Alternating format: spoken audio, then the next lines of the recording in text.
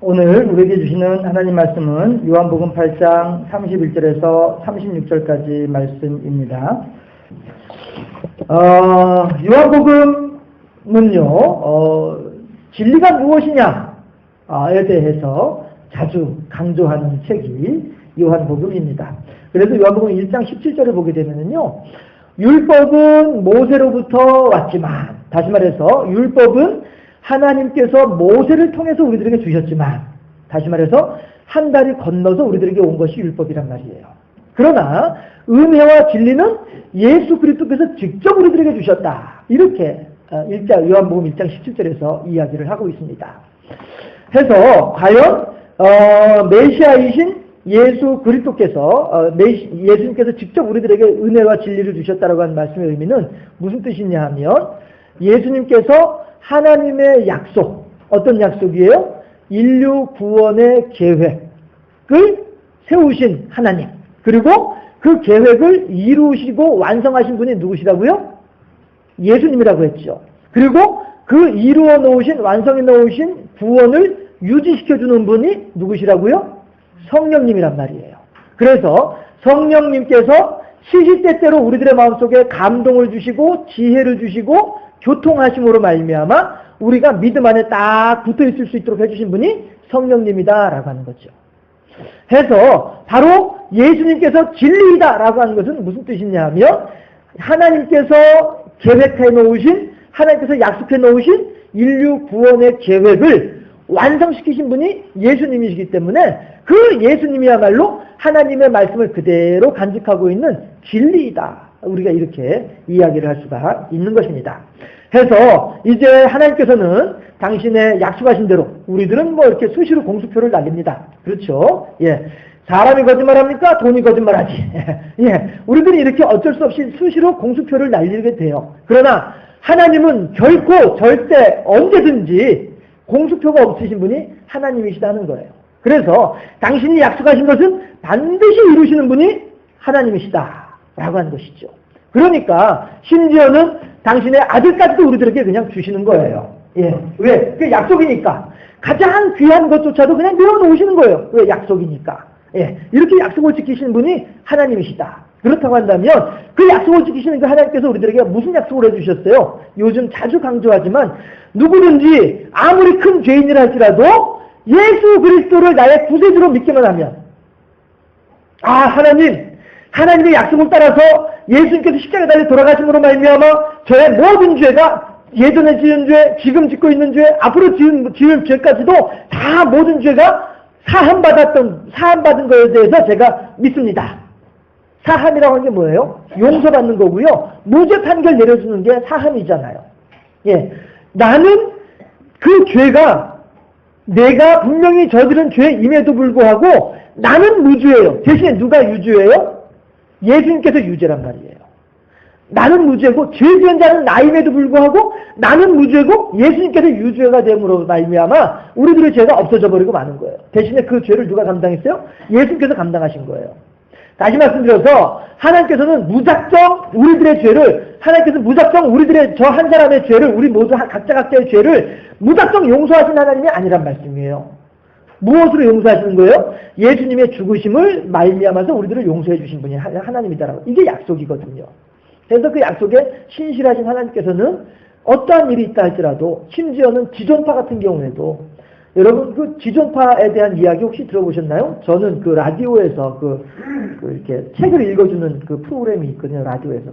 그때 제가 라디오로 이제 많이 들었었는데, 정말로 눈물 나더라고요. 마지막 사형장에서 있었던 이야기들은 이렇게 전에 들으면은 정말로 은혜스럽더라고요. 이 친구들이 한 사람이라도 더 많은 사람을 잡아먹지 못해서 그게 원통하다라고 이렇게 눈에 부릅뜨고 얘기하던 그런 친구들임에도 불구하고, 마지막에는 아저씨 예수 믿으셔야 돼요. 아저씨 나는 미리 이렇게 하지만 아저씨 꼭 예수 믿으셔야 돼요. 이러면서 이제 가더라고요. 마지막 장면이. 그들을 위해서 이제 끝까지 이렇게 복음으로 양육해준 그 사랑의 교회 교도관인 사랑의 교회는 집사님이 이렇게 양육을 했더라고요. 해서 그렇게 그가 무도한 죄인이라 할지라도, 김대중은 안 그랬다고 하던가요? 저는 뭐 김대중 직접 본 적은 없지만 들은 말이지만서도요. 그 사람도 그렇게 마지막에는 같은 죄인들한테 죄인들한테 여보게들 나는 이렇게 해서 하지만 자네들은 그렇게 하지 마라 하면서 그렇게 열심히 그렇게 전도했다고 하던데 이렇게 아무리 무거운 죄를 지은 사람이라 할지라도 하나님을 믿기만 하면 예수 그리스도의 십자가를 믿기만 하면 하나님께서는 그 죄를 없다라고 인정해 주신다는 거죠. 왜 없어요? 예수님께서 대신 감당하셨으니까. 예, 이것이 하나님의 약속이다 하는 것입니다. 해서 그 약속을 우리들이 믿기만 하면 그 약속을 따라서 우리들을 하나님의 백성으로 삼아주신다. 이것이 진리이다라고 하는 것입니다. 그랬을 때 오늘 본문은요. 우리들이 그 진리의 말씀 안에 거하게 되면 어떻게 되는지를 말씀해주고 선포하고 계신다 하는 겁니다. 제목을 같이 한번 읽어보실까요? 진리를 알지니. 예. 우리가 진리를 알게 되면 어떻게 되겠는가라고 하는 것입니다. 오늘 본문이 그것을 이야기하고 있거든요. 우리가 진리의 말씀에 거하게 되면요. 다시 말씀드려서 예수님의 말씀을 하나님의 약속으로 그대로 받아들이고 믿게 되면 우리는 그리스도의 제자로 인정받게 된다 하는 것입니다. 우리가 그리스도의 제자로 된다. 주님께서는 말씀하셨습니다. 누가복음 6장 46절 말씀인데요. 너희는 나를 불러 주여 주여 하면서도 어찌하여 내가 말한 것을 행하지 아니하느냐? 이렇게 말씀하세요. 누가복음 6장 46절 말씀하세요. 이 말씀이 무슨 뜻이에요? 아침에도 우리가 생각을 해봤지만 무교절의 신앙이라고 하는 것은 무엇을 요구하신다는 거예요? 하나님의 말씀을 따라서 우리가 순종해야 되는데 순종하기 위해서는 어떻게 해야 돼요? 우리가 절제할 수 있어야 되고 인내할 수 있어야 된다는 것이죠. 왜요? 그것이 하나님이 원하신 일이니까. 그러므로 우리가 하나님 뜻에 순종할 때 이것이 하나님께 영광이 되고 하나님께서 우리들에게 주신 상급의 기본이 된다. 근원이 된다. 이렇게 아침에도 말씀을 함께 나누었는데요. 오늘 본문에서도 본문이 아니라 누가복음 6장 46절에서도 예수께서 하신 말씀이 너희들은 나에 대해서 주여 주여 하면서도 내가 하는 말에 대해서는 하나도 순종하지 않는구나. 이 말씀이란 말이죠. 그러므로 어떻게 해요? 내가 너희들을 도무지 알지 못하노라. 마태복음 7장 23절에서요. 하나님을 믿습니다 하면서도 불구하고 하나님을 내 마음대로 조종하려고 하는 사람들에 대해서 예수님께서 하신 말씀이 뭐라고요? 내가 너희를 도무지 알지 못하노라. 결국 주님은 이런 사람들에 그들을 주님으로부터 알지 못한다라고 배척을 당할 수밖에 없는 이유가 무엇 때문이라고요? 겉으로만 믿는 척하지, 겉으로만 이름을 부르는 척하지, 겉으로만 제자인 척할 뿐이지 내면에서는 결코 어떠한 변화도 이루어지지 않는 이것을 두고서 말씀하시는 것이다 하는 것입니다. 그랬을 때에 우리들은 주님의 말씀이 그들 안에 거해야만 하겠다. 우리들이 주님의 말씀 안에 거해야만 하겠다. 그래야 너희들이 진리를 알 수 있으니까 말이죠. 해서 우리들은 주님 말씀 안에 거하는 일이 참으로 중요하다라고 하는 것입니다. 그랬을 때에 마태복음 10장 23절에서 내가 너희들을 도무지 알지 못하노라 라고 할 때 그 안다라고 하는 말은 어떤 말이냐면요. 저는요 이명박 대통령을 알아요. 저는요 박근혜 대통령도 알고요. 저는요 누구도 알아요. 그렇지만 제가 알고 있는 그 사람들은요 그냥 피상적인 것으로만 알고 있어요. 여러분들은 뭐 모르시나요? 여러분들도 다 알고 계시죠.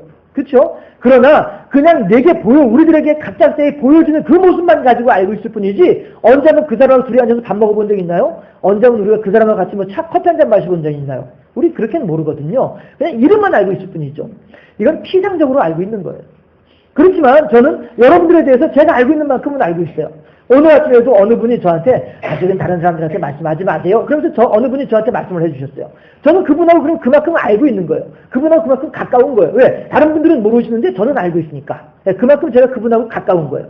이렇게 아는 것, 그분의 내면, 그 사람의 내면 깊은 곳까지 같이 교통하고 교제하면서 나눌 수 있는 만큼의 아는 것, 이것을 안다라고 표현을 한다라고 하는 것이죠. 저는요 가수 소녀시대도 알아요. 저는요 조용기 목사님도 알고요. 다 알아요. 조용기 목사님은 바로 앞에서도 같이 제가 악수도 할 뻔하고 했었어요. 알아요. 하지만 그분은 저를 몰라요. 저 또한 그분하고 같이 마시면서 커피 한 잔 마셔본 적 없어요.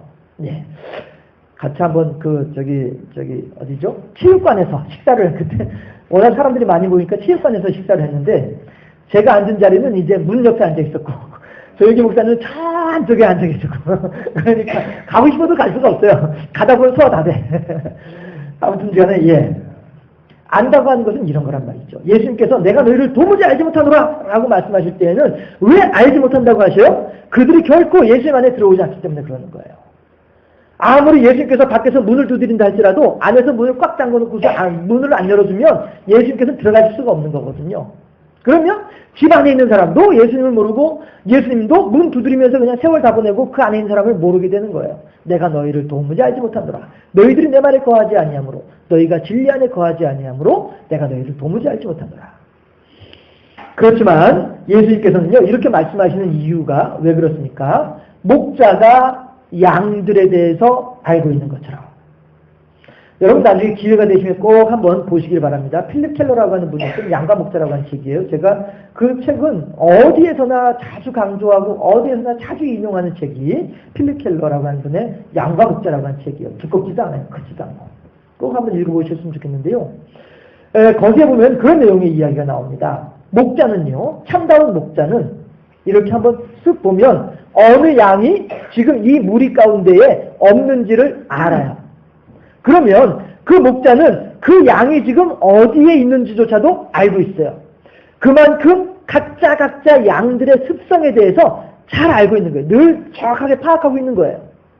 그렇게 해서 99마리의 양을 내버려두고 한 마리 잃어버린 양을 찾으러 갈 때에도 얼마든지 찾아낼 수 있는 거예요. 그냥 어디로 가면 찾을 수 있지 막 이러면서 헤매면서 돌아다니는 그게 아니에요. 그 양은 지금 어디 가면 있다. 딱 알고 있기 때문에 거기 가면 틀림없이 거기 있어요. 그만큼 양들에 대해서 자세히 알고 있는 존재가 목자이다라고 하는 거예요. 그럼 예수님께서 오늘 우리들에게 뭘 말씀하셔요? 바로 그 목자로서 우리들을 알고 싶다라고 하는 거예요. 바로 그 목자로서 우리들과 교제하고 싶다는 것이죠. 양들은 언제든지 자기의 모든 안위에 대해서 목자에게 그 전적으로 내어 맡기는 거예요. 그러니까 한밤중이 돼서 바스락거리는 소리만 나더라도 양들은 잠을 못 자요. 불안해가지고. 잠을 못 자면은 그 다음날 젖이 안 나와요. 젖이 안 나면 이제 목자로서의 소득이 줄어들게 되는 거거든요. 그러니까 목자는 어떻게 하느냐 하면 그 불안해서 잠 못 자고 매 하고 울고 있는 양들 틈에 딱 가가지고 가운데 딱 서가지고 있어요. 지팡이 잡고서. 그러면은 양들은 그 목자의 냄새를 맡고 익숙한 목자의 냄새를 맡으면서 내 목자가 지금 내 옆에 있구나. 그렇다고 한다면 나는 안심할 수 있다. 이러면서 잠을 잔다는 거예요. 양들은. 이게 뭐예요? 그만큼 양들은 목자에 대해서 친근감을 가지고 온전히 목자에게 자기의 모든 것들을 의탁하고 있는 것이다 라고 하는 거죠. 목자는 그 양이 어디가 있는지를 다 알고 있고 양들은 또한 목자를 그렇게 끊임없이 신뢰하고 이 관계가 참다운 목자와 양의 관계이다라고 하는 거예요. 예수님께서는 우리들과 더불어서 그런 관계를 맺고 싶어 하시는 거죠. 그 목자가 되길 바라시고 그 양으로 우리가 예수님께로 들어가기를 그리고 너희들이 내 안에 거하면 진리를 알지니 말씀하신단 말이죠. 그래서 우리들은 그렇게 주님과 더불어서 아름다운 교제를 나눠야 될 텐데 이 교제를 나누는 이 관계가 그야말로 제자와 좋은 선생님의 관계가 아니겠느냐 하는 것입니다. 그러므로 주님의 말씀은요 우리들이 감당해야 하는 마지막 관문과도 같습니다. 또한 주님의 말씀은요 광석을 녹여서 쇠를 뽑아내는 풀무불과도 같습니다. 또한 주님의 말씀은요 알곡을 키로 까불러 가지고 알곡을 따로 이제 모아놓고 이제 그 벽시들은 다 이제 건물들은 다 이제 바람에 날려버리는 키질할 때 키 있죠. 그 키와 같다라고 하는 것입니다. 그러면 주님의 말씀이 마지막 관문이다. 주님의 말씀이 풀무불이다. 주님의 말씀이 키다. 무엇을 얘기합니까? 우리들의 내면을 이야기하는 거죠. 과연 그렇게 키에다가 올려놓고서 까불게 될 때에 과연 나는 키 안쪽으로 들어올 존재인가? 아니면 그 자그마한 바람에도 날려갈 존재인가? 우리들의 마음속에 하나님의 말씀이 어떻게 자리 잡고 있는가? 우리가 하나님을 향하여서 어떠한 모습으로 나아가고 있는가? 라고 하는 것입니다.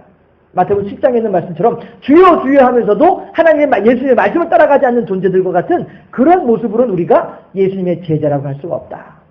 우리들은 알곡이 되어야겠고 예수님의 마지막 통과하는 그 관문을 잘 통과해서 천국에까지 들어가야만 할 것이고 예수님께서 우리들을 도간에다 넣고서 풀무불로 막 달구시게 되면 그 속에서 불순물들을 다 뽑아내고 오직 그 쇠만 딱 나올 수 있는 어떤 그러한 예수님의 말씀이 우리들 안에 깊이 들어와 있는 참다운 제자의 모습으로 우리가 세워져야만 하겠다 하는 것입니다.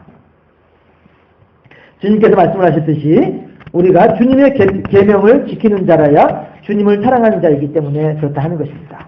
해서 우리들은 그렇게 예수님께서 우리들을 키에다 올려놓고 우리들을 까부르실 때에 우리들의 마음속에 하나님에 대한 말씀이 굳게 자리 잡고 무겁게 우리들의 마음속에 주님의 말씀이 자리 잡고 있어서 다 알곡으로 이렇게 들어와야 하지 않겠느냐라고 하는 것입니다. 이것이 바로 주님의 계명을 지키는 자요, 이것이 바로 주님을 사랑하는 자의 모습이다 하는 것입니다. 하나님께서는요, 우리들을 세상 사람들과는 다른 모습으로 가르쳐주고 계십니다. 세상 사람들은요, 의심과 추측으로 우리들을 가르치려고 합니다. 무슨 얘기냐면요, 우리 교회 이제 어느 교인 한 분도 그런 일을 겪으셨고, 참 우리 저기 장지문 씨, 그쵸? 장지문 씨, 우리 많이 기도해 주셔야 될 것 같아요.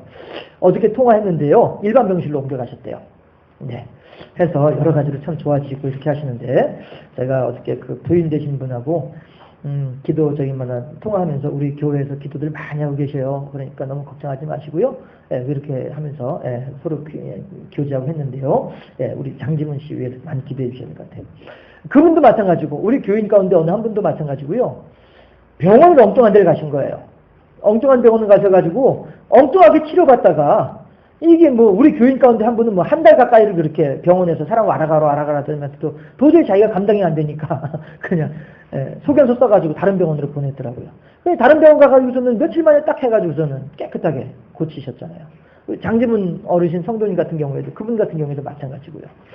해서 의사들은요, 자기들이 본인들이 하는 말이 그래요. 의사들 본인들이 하는 말이 우리들이요, 환자 진단을 딱 한번 해보고서 이 약이 이 환자 이 증상에는 이 약이 분명하다라고 하고 그렇게 확신 가운데에서 병을 치료하는 퍼센테이지는 얼마 안 된다는 거예요. 얼마 안 되고요. 나머지는 그냥 한번 이 약을 한번 써보고서 효과가 있으면은 계속 쓰고 이 약을 썼는데 별로 효과가 없는 것 같아. 그럼 다른 약으로 바꿔보고 또 다른 약으로 바꿔보고 그러니까 환자는 계속 와라가라 하는 거예요. 그러니까 약 일주일치 주고서 일주일 후에 한번 와보세요. 그래서 보고서는 상황이 어때요? 선생님 별로 나아진 거 없어요. 그래요? 그럼 다르게 한번 해봅시다. 이거라고요. 그렇게 하다가 정말로 우연히 뭐 하나가 이렇게 딱 맞아떨어져가지고 고쳐주게 되면 환자들은 뭐라고요? 야, 그 의사 용하네. 용해서 그런 거예요? 어떻게 하다 보니까 그게 맞아떨어진 거지?